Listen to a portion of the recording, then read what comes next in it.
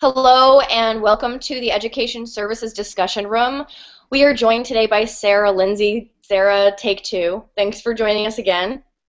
Hi, Amy. I'm happy to be here. Let me just go on to your questions here. I've got a few of them up, and again, thanks for joining us today. I know you're not feeling well, I know you're not 100%, and we're having some audio technical difficulties, but thanks for bearing with us, and we'll jump into it.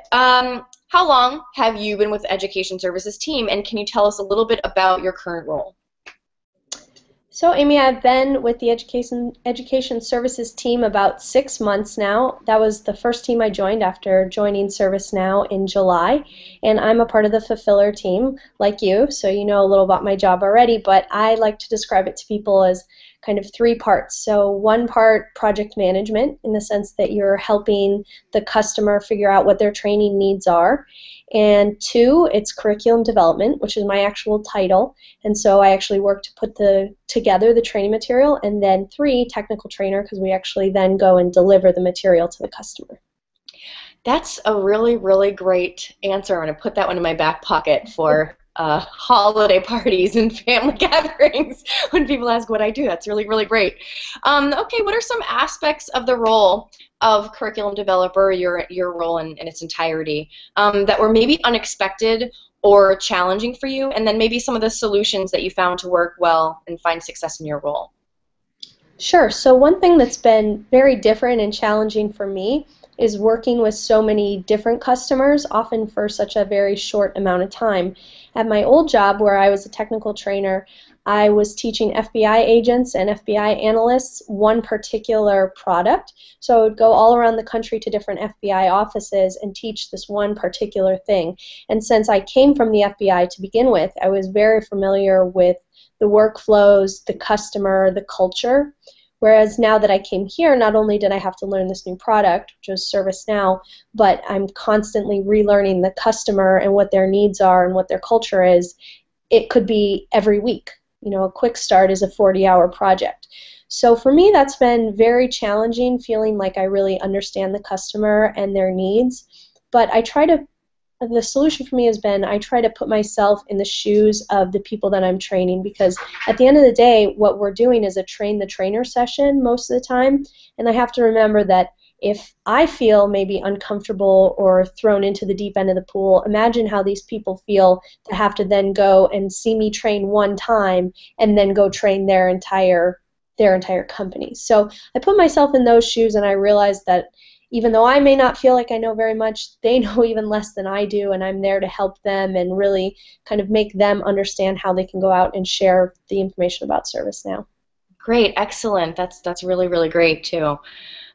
What do you have? What are some personal goals for you related to the Fulfiller Training Group this year that you might feel comfortable sharing with us?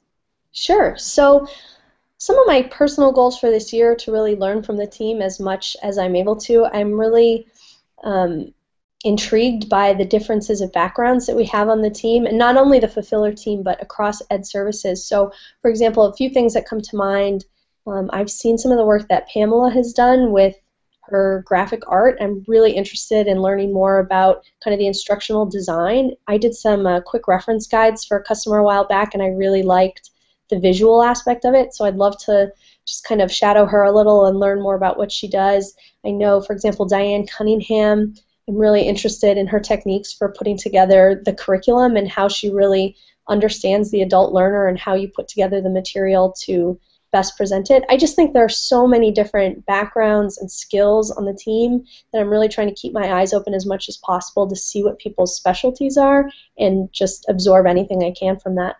Yeah, I agree, and we're such a new organization that it turns out, when you've been here for a year, 6 months or a year, you become sort of a veteran very, very quickly. I've been here for going on my second year now, and I can speak to that point that for my first year, I was really just trying to keep my eyes open and learn from the team. There's so much knowledge on this team, and I agree that Diane and that Pamela stick out as beacons on our team. So really keeping my eyes and ears glued to them as well.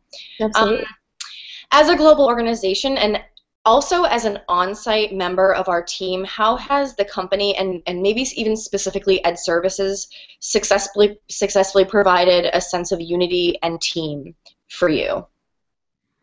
So I feel very lucky. I feel like I have the best of both worlds because I'm given a lot of flexibility to work at home if I need to, but I also have a desk here and I get to come on site. You can see I'm in the conference room today, and I love coming on site to work with, my colleagues. I'm actually the only person, other than Melissa, I'm the only person on the fulfiller team who's here on site.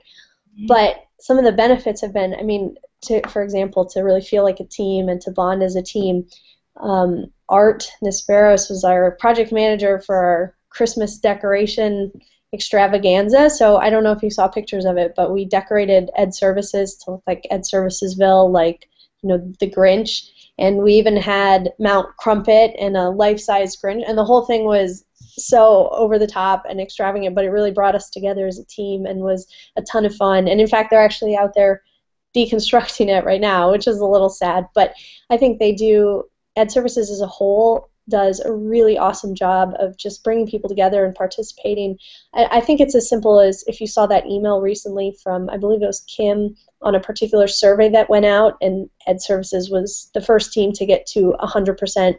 I think it's because everybody on the team, no matter if they're here on site or remote, they really participate 100% and make an effort to collaborate with one another and learn from one another and just support each other, even if it's just on the strictly fun live feed page.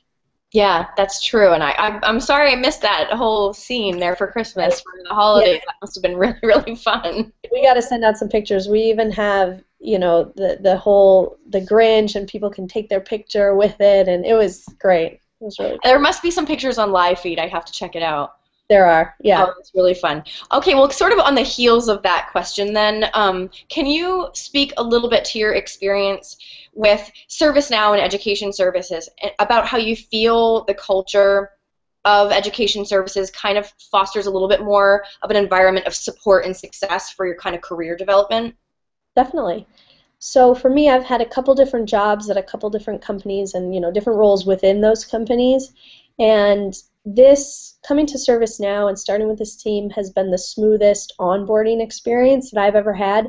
I think that we really walk the talk in terms of what we say about knowledge management. I've been super impressed with the way that the processes and even the best practices are documented online. So I feel like, every time I have a question, I'm almost always able to find the answer online, which I think is so effective and just gives a real sense of comfort to a new person so they don't have to go and ask all these questions whenever it pops into their head.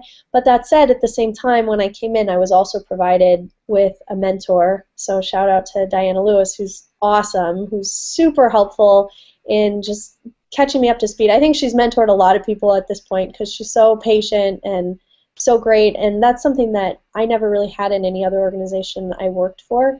And so to have that sounding board and to kind of have that safety net when I came on board, it's just been really good experience, and I think it sets people up for success and gets them up and running as soon as possible. Excellent, great, and I agree. Diana has been, even for me, she wasn't my mentor, but just an amazing person to watch and to Definitely. Pick her brain for some really goodies from here and there, especially if you get stuck. She's absolutely wonderful and a genius, and so glad she's part of our fulfiller training team. Definitely. Well, awesome, Sarah. Thank you so much for taking time today. No coughing throughout the whole thing, which is great. You made it. Fantastic. I'm holding it in. So we better end this soon. Thanks, Sarah. Have a great rest of your day. Thanks.